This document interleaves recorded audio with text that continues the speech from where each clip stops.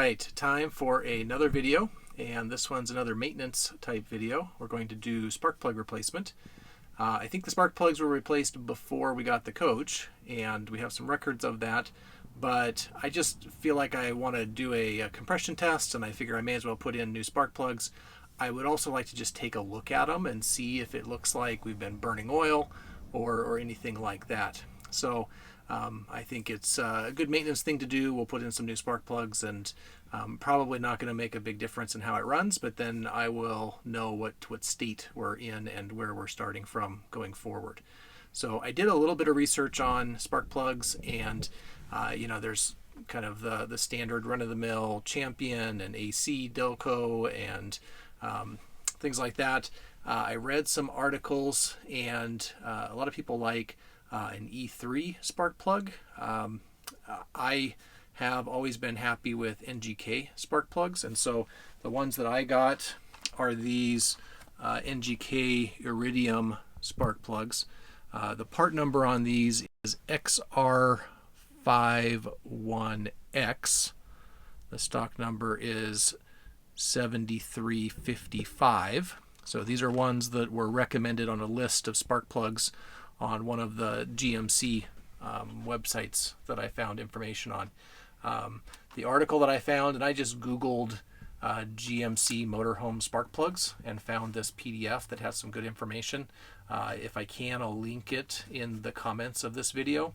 And the person who wrote the article and took the notes liked these ones, and so I thought this, because I like NGK and they had some information around this, I thought these would be a good choice.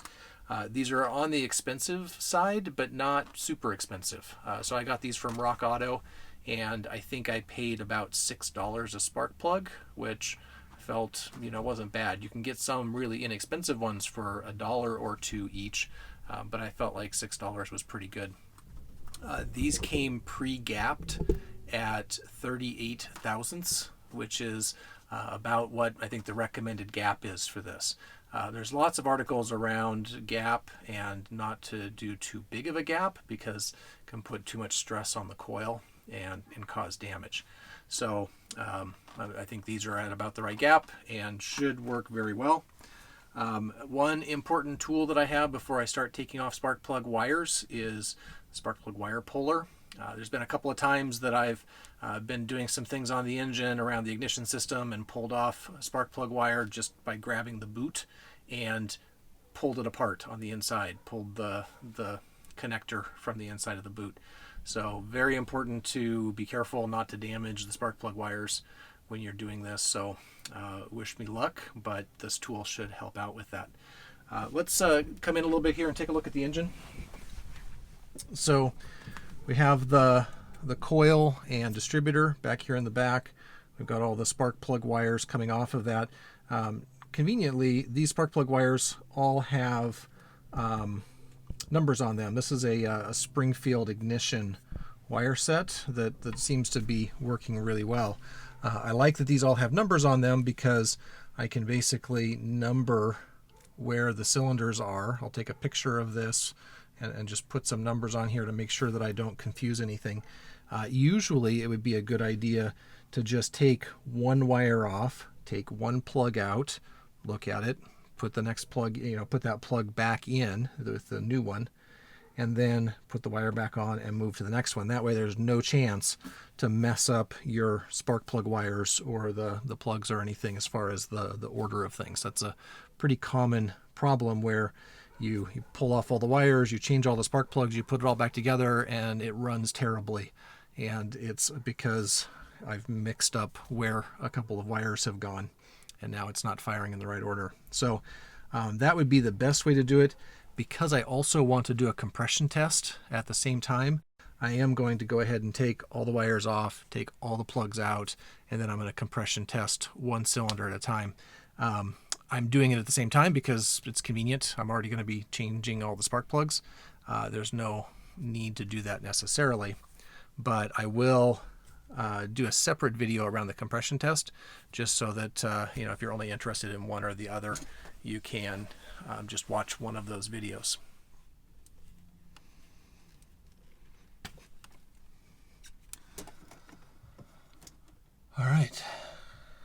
connector is still on that one. That's good.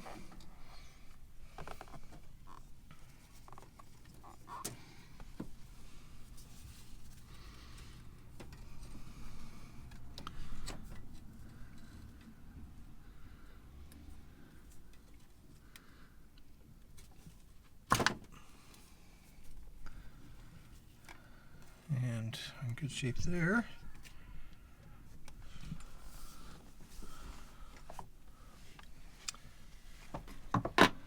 Take this air cleaner housing off to give myself some more room.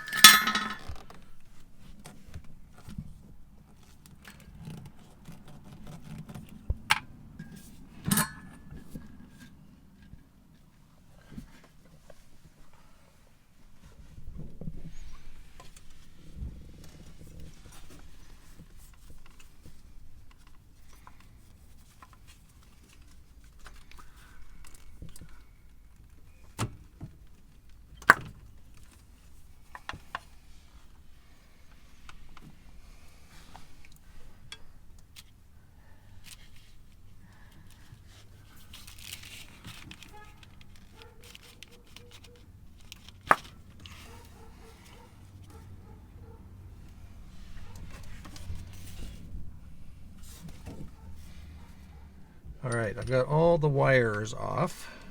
Now I'm going to start pulling the spark plugs. Wow, that one was loose.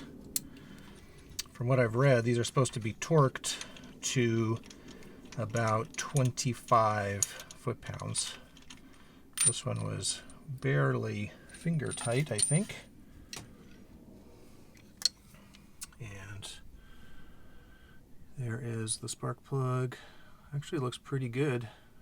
Not unusual color, and looks doesn't look very worn. So this is an AC, so kind of the standard spark plug that probably is similar to what would have been in it originally. But yeah, doesn't look too bad for the first one. Let's actually I'm going to get a box that I can put these in. I'm going to lay them out based on what cylinder they are. And the way the cylinders are counted, I believe, is that this is cylinder 1, and then 2 on the other side, and then 3 is here, and then 4, 5, 6, 7, and 8. So this one that I just took out would be number 7, I believe. But as I take all these out, I'm going to put them in order so that I can kind of keep track if there's one cylinder that looks, might be questionable. All right, so now we're on the passenger side. The driver's side was pretty easy to get to from inside, but the passenger side was definitely harder to get to from the top. Part of it is the heater hose is in the way. Part of it is the way the opening is set up. So I took off this inner fender liner on the passenger side so that I could reach in easier and get to these to pull them off.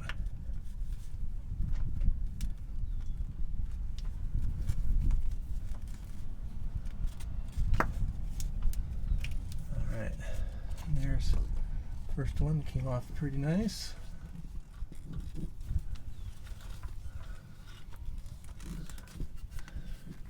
Oh, that one came off almost too easy. Looks like the connector is still in there though. It's not stuck to the spark plug, so that's good. That one came off nice and easy.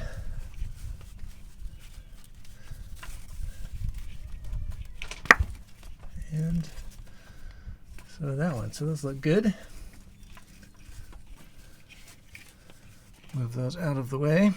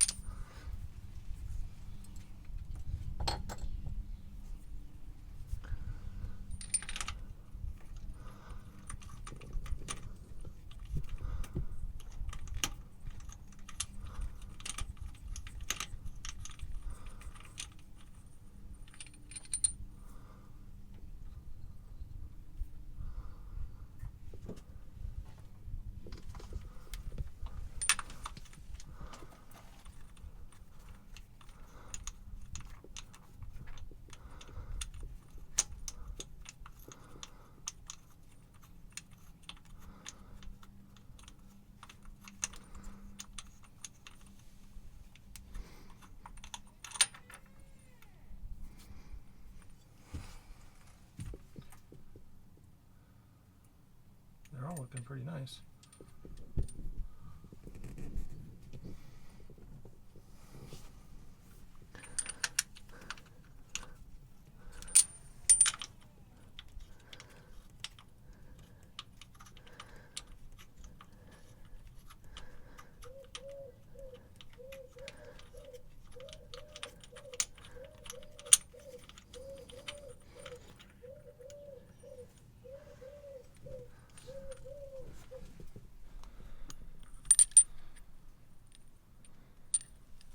All right, so we've finished the compression test, and you can watch that video to find the results of that. But for now, we're going to put spark plugs back in. So I've got the spark plugs. I've already checked the gap on all of these, and they are right where they're specified to be, so at 38 thousandths of an inch. I'm going to put a little bit of anti-seize on the threads. So if I take one out here, I'll put just a little bit of this anti-seize right here on the threads where it goes into the head, just to help prevent that from seizing up if these have been in for quite a while. I've also got a little bit of dielectric grease that I'll put on the end here that the spark plug wire connects to. But for now, it's just going to be a matter of putting in all 8 of the spark plugs. I'm going to torque them to 20 to 25 foot-pounds. That seems to be the range.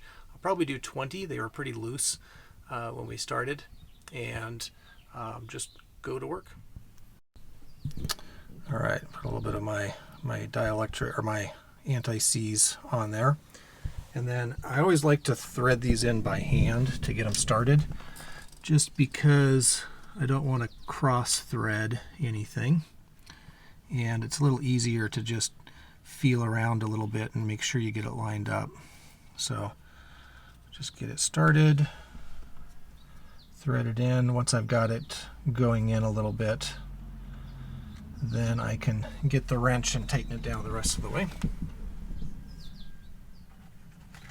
20 pounds, and we'll just, because these are brand new, they're going to crush the washer a little bit that's on them, and then we should hit that 20-pound mark once the washer gets crushed.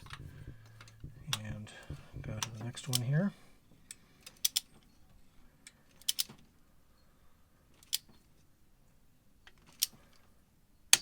There we go. I'm going to be careful not to tighten these down too tight, because it could cause a problem next time I need to get it out.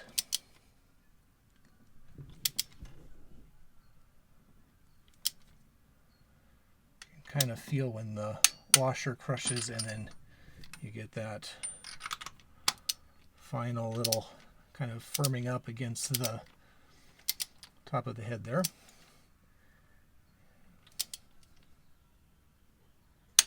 All right, I got all those torqued.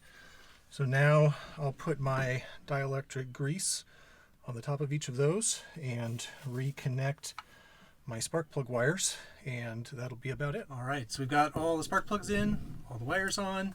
I hooked the coil back up because it was disconnected for the compression test, and so everything's back together, and just want to make sure it starts up and runs the way it should.